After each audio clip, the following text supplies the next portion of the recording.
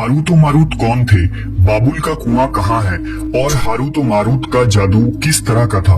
ये वो पुरअसरार सवालात हैं जिनके जवाब तो बहुत हैं और लिखने वालों ने भी बहुत कुछ लिखा है, लेकिन उन किस्से कहानियों में हकीकत को तलाश करना गहरे समुंदर से मोतियां निकालने के बराबर है। हारूत और मारूत के मुतालिक बुनियादी तौर पर दो तरह की रिवायतें मिलती हैं, एक वो जो कुरान और हदीस और ताबीन के अक़वाल में मौजूद है और दूसरी वो जो तौरेत और इंजील और इसराइली रिवायतों में आती है, जबकि उन इसराइली रिवायतों को बेशतर उलमा और मुवर्रिखीन ने तायद की है। इस वीडियो में हम उन दोनों तरह की रिवायतों और वाकयात को मुकम्मल पेश करेंगे।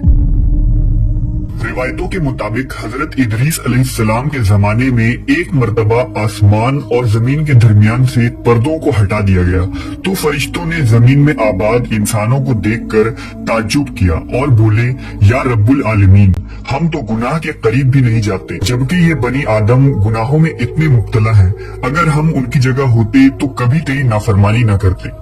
अल्लाह ने इरशाद फरमाया, इंसानों को गुस्सा और शहवत दी गई है, अगर ये चीजें तुम्हें दी जाए तो तुम भी इसी तरह गुनाह में मुलव्वस हो जाओगे।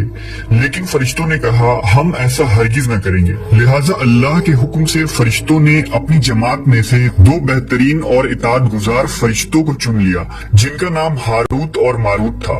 अल्लाह ने उन दो फरिश्तों में इंसानी फितरत और शहवत डालकर दुनिया में भेजा। वो शहर बाबुल में दो खूबसूरत इंसान बनकर आए और काजी के काम पर मुकर्रर हो गए, जहां वो लोगों के दरमियान फैसले किया करते थे। एक दिन उनके पास एक औरत अपना मुकदमा लेकर आई और कहा कि उसका शौहर उसे बहुत परेशान करता है। हारूत और मारूत ने जब उस औरत को देखा तो वो उसकी खूबसूरती और हुस्न से मरऊब हो गए और उस पर आशिक हो गए। उन्होंने उस औरत से जिना की ख्वाहिश की तो औरत ने उनसे कहा, तुम्हारी ये ख्वाहिश मैं तभी पूरी करूंगी जब तुम बुत की पूजा करो, शराब पियो या मेरे खाविंद को कत्ल कर दो। हारूत और मारूत ने शराब नोशी को छोटा गुनाह समझकर पी लिया और नशे की मस्ती में दो और कबीरा गुनाह कर बैठे। उस औरत ने उनसे आसमान पर चढ़ने का अमल भी सीख लिया, जिसके जरिया वो आसमान पर जाते थे। जब औरत इस अमल के जरिया आसमान पर गई तो अल्लाह के हुक्म से उसे सितारे की शक्ल में मस्ख कर दिया गया। चूंकि उस औरत का नाम जोहरा था, इसलिए वो सैयारा जोहरा कहलाया, जिसे आज वीनस कहते हैं। इस गुनाह की वजह से हारूत और मारूत खुद वो इसमें आजम भूल गए जिसे पढ़कर वो आसमान पर जाते थे और बतौर सजा उन्हें बाबुल के एक कुएं में उल्टा लटका दिया गया, जहां वो ता कयामत यूं ही कैद रहेंगे। ये एक इसराइली रवायत है जिसे इमाम इब्ने कसीर और फखरुद्दीन राजी जैसे मुफस्सरीन अफसाना और मन घड़त कहानी करार देकर सख्ती से रद्द कर देते हैं। वहीं इमाम सयूती जैसे उलमा इस रिवायत को मुस्तनद मानते हैं।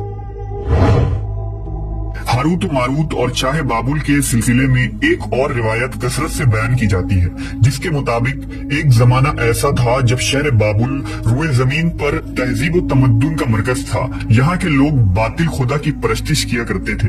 ये लोग अपनी किस्मत उनसे वाबस्ता समझते थे, इसलिए इल्म नजूम और इल्म फल्कियात में बड़े माहिर थे। उनके बुतकदों में सितारों की पूजा की जाती थी। ये लोग जादू, तंत्र मंत्र, सिफली को बहुत अहमियत देते और इस इल्म के जरिया मुआशरे में खूब फसाद फैलाते थे। ये लोग तिलिस्म, जादू, तंत्र मंत्र में बहुत आगे बढ़ गए। उनमें बड़े बड़े जादूगर मौजूद थे।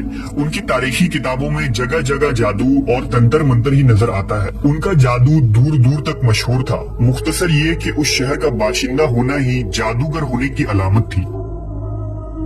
जब हजरत सुलेमान अलैहिस्सलाम की हुकूमत आई तो आपने उन लोगों को इस शिरकिया अमल से रोका और उनकी सहर और जादू की किताबों को एक जगह जमा करके अपनी अजीम कुर्सी के नीचे दफन कर दिया, ताकि इस फितना अंगेज इल्म का जड़ से खात्मा हो जाए। जब सुलेमान अलैहिस्सलाम की वफात हुई तो शैतान ने उन किताबों को दोबारा खोद कर निकाला और लोगों से कहा कि सुलेमान पैगंबर नहीं था, बल्कि उन किताबों के जरिया हुकूमत किया करता था। लिहाजा हवा में उड़ना, जिन्नात पर काबू और सुलेमान अलैहिस्सलाम के गैर मामूली मुआजिजात दरअसल जादू और सिफली का अमल था। बनी इसराइल ने उसकी पैरवी की और उन किताबों को पढ़ना शुरू कर दिया। लिहाजा दोबारा ये शर अंगेज इल्म इस कौम में सुरायत कर गई। अल्लाह ने सुलेमान अलैहिस्सलाम पर लगाए गए इल्जाम और तुहमत की नफी करते हुए सूरह बकरा में फरमाया है, اور انہوں نے اس چیز کی پیروی کی جو شیطان سلیمان کی بادشاہت کے وقت پڑھتے تھے، اور سلیمان نے کفر نہیں کیا تھا لیکن شیطانوں نے ہی کفر کیا۔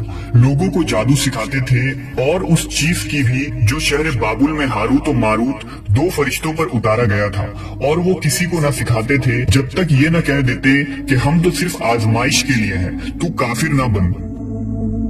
لہذا جب یہ سحر کا علم بابل میں عام ہو گیا اور لوگوں کی تکلیف اور پریشانی کا باعث بن گیا، تو اللہ نے دو فرشتوں کو انسانی صورت میں مامور کیا کہ وہ جادو کے عوامل اور اسے باطل کرنے کا طریقہ لوگوں کو سکھائیں تاکہ وہ جادوگروں کے فساد اور شر سے محفوظ رہ سکے۔ لیکن یہ تعلیمات غلط مقصد کے لیے بھی استعمال ہو سکتی تھی۔ حالانکہ وہ فرشتے لوگوں کو تنبیہ کرتے تھے اور ان کے لیے صراحتاً کہتے تھے کہ یہ تمہارے لیے ایک طرح کی آزمائش ہے، لیکن پھر بھی وہ لوگ ایسے کاموں میں پڑ گئے جو انسانوں کے لیے ضرر اور نقصان کا باعث تھا۔